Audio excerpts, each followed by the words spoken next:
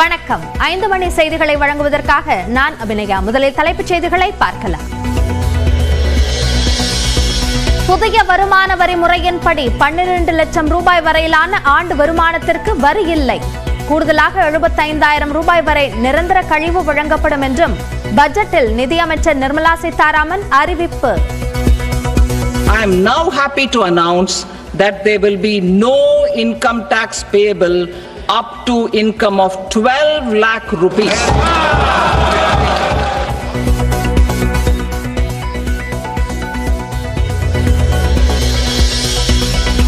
ஆண்டுக்கு 12 லட்சம் ரூபாய்க்கு மேல் வருமானம் ஈட்டுவோருக்கும் வரி குறைப்பு. 50,000 ரூபாய் முதல் 1 லட்சம் ரூபாய்க்கும் மேல் மிச்சப்படுத்தலாம்.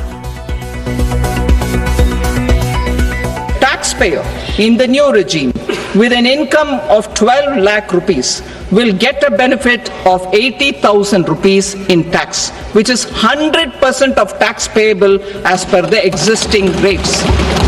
A person with an income of 25 lakh gets a benefit of 1,10,000 rupees, that is 25% of his tax payable as per existing rates.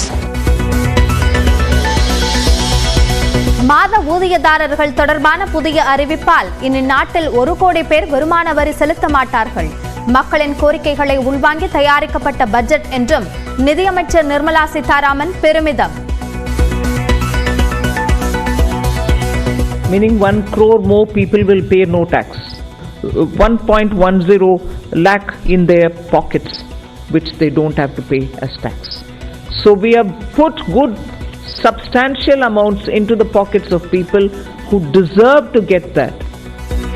கிழக்கு கடற்கரை சாலையில் நள்ளிரவில் பெண்களை காரில் துரத்திய வழக்கு தொடர்பாக எடுக்கப்பட்டுள்ள கைது நடவடிக்கை குறித்து பள்ளிக்கரணை துணை ஆணையர் கார்த்திகேயன் செய்தியாளர்களை சந்தித்து வருகிறார். அதன் நேரலையில் பார்க்கலாம். எங்க சிஓபி ஆபீஸ்ல இருந்து வரோம்.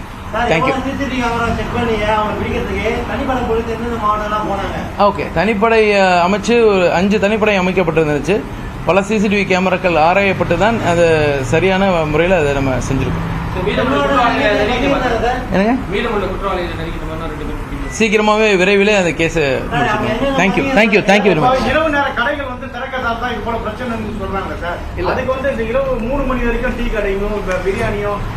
வேற எதனாலும் நீங்க வேற கேளுங்க. வழக்கு சம்பந்தம் ஏதாவது கேட்குறீங்களா? Thank you very much. கிழக்கு கடற்கரை சாலையில் நடந்த அந்த பெண்களை துரத்தும் சம்பவம் தொடர்பாக மேலும் 2 பேரை கைது செய்ய வேண்டி இருக்கிறது என்ற விளக்கத்தை காவல்துறை துணை ஆணையர் தெரிவித்த அந்த கருத்துக்களை நாம் பார்த்தோம். முக்கிய குற்றவாளியான சந்துரு கைது செய்யப்பட்டிருப்பது குறித்த விளக்கங்களையும் அவர் கொடுத்தார். அனிஷ் என்பவரிடம் வாகனத்தை வாங்கி வந்திருக்கிறார் சந்துரு என்றும் தன்னுடைய செய்தியாளர் சந்திப்பில் துணை ஆணையர் விளக்கம் கொடுத்திருக்கிறார்.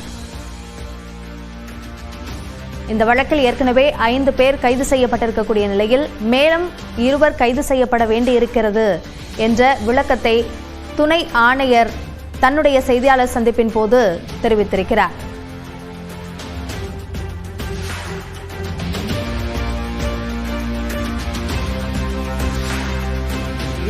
தேதி அதிகாலை ஈசிஆர் நோட்டில் நடந்த சம்பவத்திற்காக காணத்தூர் காவல் நிலையத்தில் வழக்கு பதிவு செய்யப்பட்டிருக்கு.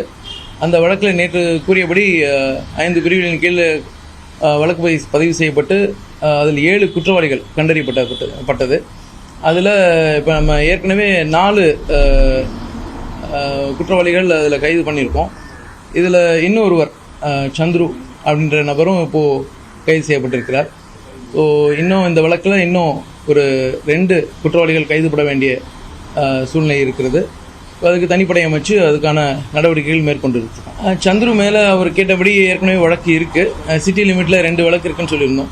ஒரு ஜே நகர் காவல் நிலையத்திலையும் இன்னொரு கூட்டுறவு காவல் நிலையத்திலையும் ஒரு கடத்தல் வழக்கும் ஒரு சீட்டிங் வழக்கும் 2 வழக்கு இருக்குது. இல்லை, கொடி நேற்று சொன்னதுபடியே அவருடைய நெருங்கிய நண்பர் சந்தோஷ் அப்படின்னு ஒருத்தர் நேற்று கைது பண்ணியிருக்கோம். அவருக்கும் பல வாகனங்கள் இருக்குது.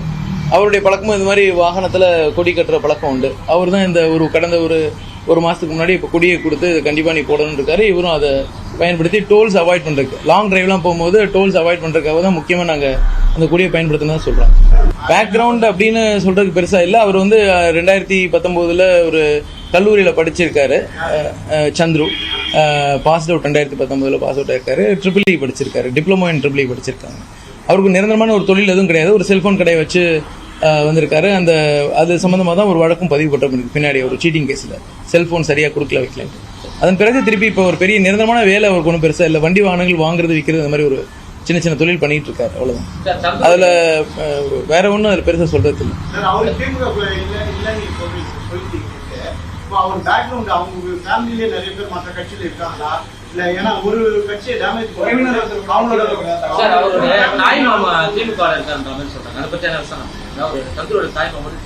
இல்லை, இப்போ நான் வழக்குக்கு அது தேவைப்படலை. வழக்குக்கு தேவைப்பட்டிருந்துச்சுன்னு சொன்னால் அவங்களுடைய பின்புலத்தை திருப்பி விசாரிக்க வேண்டிய கட்டாயம் இருந்துச்சுன்னு சொன்னால் புலன் விசாரணை அதிகாரி அது சம்மந்தமாக மேற்கொள்வார். இந்த வழக்கு மட்டுமே நீங்கள் பார்த்தா சரியாக இருக்கும். இது நீங்கள் கேட்குற கேள்வி மற்ற கட்சிகள் இருக்காங்களான்னு கேட்குறீங்க. அது வழக்குக்கு தேவைப்பட்டுச்சுன்னா நம்ம விசாரிப்போம். இருக்கிறது உண்மைதான். யாருங்க? ஆமாம் ஆமாம். இல்லை, தார் வெஹிக்கிள் அப்படின்றது வெங்கடேசன் ஒரு லித்வான் ஒருத்தருடைய ஊட்டி பிரமுகருடைய ஒரு பையன் தான் அந்த வண்டியை வச்சுருக்காங்க.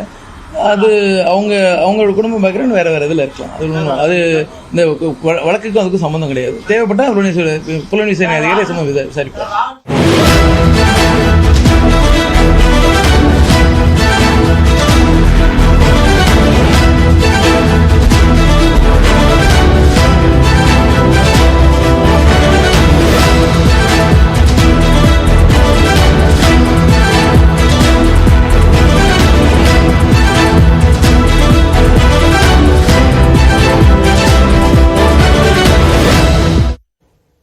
உயிர் காக்கும் மருந்துகளுக்கான சுங்க வரியை முழுமையாக ரத்து செய்து மத்திய அரசின் பட்ஜெட்டில் அறிவிக்கப்பட்டுள்ளது. மக்களவையில் நிதிநிலை அறிக்கையை தாக்கல் செய்த மத்திய நிதியமைச்சர் நிர்மலா சீதாராமன் 36 வகையான உயிர் காக்கும் அத்தியாவசிய மருந்துகளுக்கு சுங்க வரியிலிருந்து முழுமையாக விலக்களிக்கப்படுவதாக கூறினார்.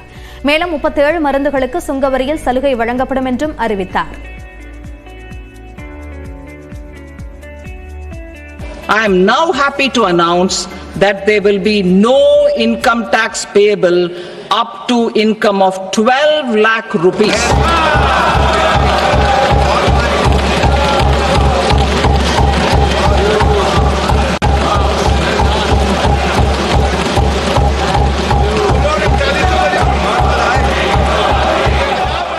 இதேபோன்று LED, துத்தநாதம், லித்தியம் அயன் பேட்டரி மற்றும் 12 தனிமங்கள் மீதான சுங்கவரி கட்டணம் முற்றிலுமாக ரத்து செய்யப்பட்டுள்ளது. குறிப்பாக மின்சார வாகன பேட்டரி தயாரிப்புக்கான 35 மூலப்பொருட்கள், மொபைல் பேட்டரி தயாரிப்புக்கான 28 மூலப்பொருட்களுக்கு சுங்கவரியிலிருந்து விலக்களிக்கப்பட்டுள்ளது. இதனால் செல்போன் மற்றும் மின்சார வாகனங்களின் விலை குறையும் என்று எதிர்பார்க்கப்படுகிறது. இதேபோன்று கப்பல் கட்டுமானத்திற்கான மூலப்பொருட்களுக்கு சுங்கவரியிலிருந்து விலக்களிக்கப்பட்டுள்ளது. உறைய வைக்கப்பட்ட மீன் பேஸ்ட், சுவையூட்டிகள், leather belt, leather shoe, leather மேலாடைகள், கடல் வாழ் பொருட்களின் விலையும் குறைய உள்ளது. மேலும் பின்னப்பட்ட ஆடைகளின் விலையும் அதிகரிக்க உள்ளது.